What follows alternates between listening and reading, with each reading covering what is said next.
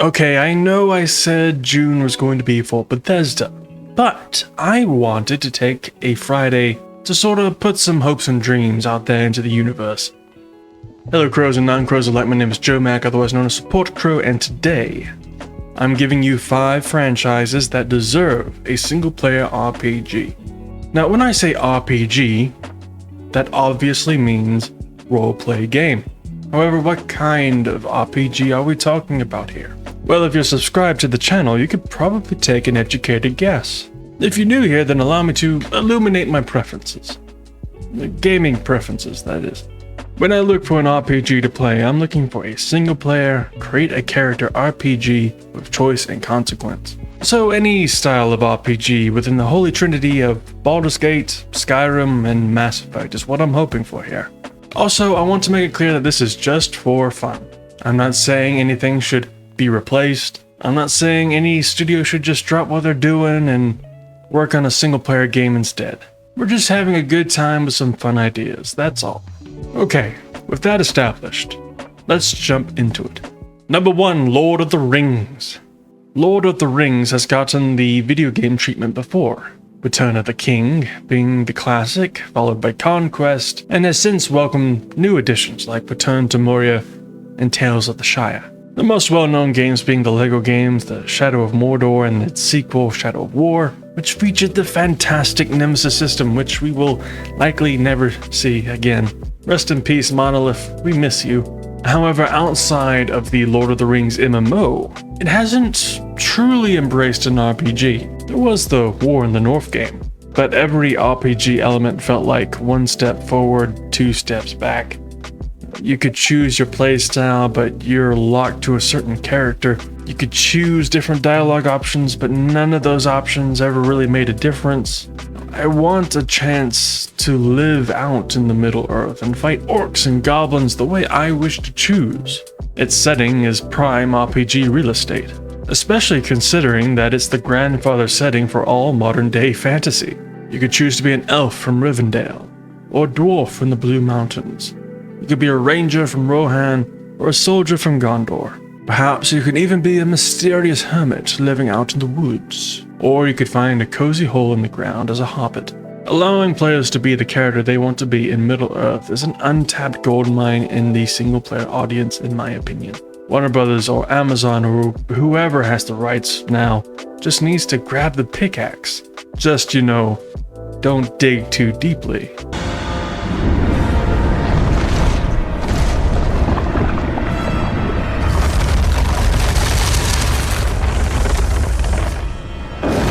Number 2, World of Warcraft. World of Warcraft celebrated its 20th anniversary last November, and I believe that it would be a massive, beautiful, enticing world to explore without all the bunny hopping. Now, you have the races, you have the classes, you have the factions, and all these different regions to explore. If a studio made a single-player game in the style of Baldur's Gate 3, but with the setting of Azeroth, I'd throw my whole damn life savings at it. Number 3, Star Wars. Now, I know we have Knights of the Old Republic 1 and 2, and while those games certainly have their charm, they are a little dated. I also know that a remake is supposedly on the way, and I look forward to it, but I'm surprised there isn't more single-player RPGs within this franchise already. We had the Battlefronts, the Force Unleashed, the Jedi games, Outlaws, and even Eclipse is starting to stir around and make a little noise. There's also the single-player turn-based action-adventure game Zero Company, but I'm still waiting on more information about that one. Electronic Arts keeps missing the mark with me when it comes to their Star Wars games. I'm not saying those games aren't fun, I'm just not the target audience. Side note, rest in peace to the Star Wars games EA cancelled along the way.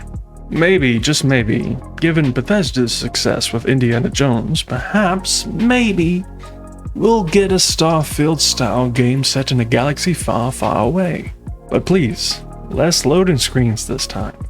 But just imagine creating your own character, gathering your own crew, and flying off in your own ship to tackle a galaxy full of adventure, intrigue, and stormtroopers that can't shoot a target to save their lives. Be a bounty-hunting Mandalorian, a clever, credit-snatching pirate, or perhaps a ruthless Sith Lord, going where you want, doing what you want, one parsec at a time. Number 4, Pirates of the Caribbean. Now, speaking of ships and setting off into the great unknown, how about Pirates of the Caribbean? Yes, finally, a franchise that has no massive multiplayer online game to speak of. Oh, come on, seriously? Alright, fine, there's an MMO for this franchise also, but the game did shut down in 2013, so perhaps there's some would-be pirates out there that would love a chance to set sail again. In Pirates Online, instead of having classes, your pirate had a selection of skills they could upgrade. These skills included sailing, fishing, sword fighting, guns, grenades, gambling, and even voodoo. I wouldn't mind seeing a Mass Effect style of game with this franchise. Claim your ship, your crew, and set off on a high-stakes seafaring adventure. And last but not least, Final Fantasy XIV. Alright, you probably have figured out by now that I'm really just taking MMOs and turning them into single-player games. But honestly, why not?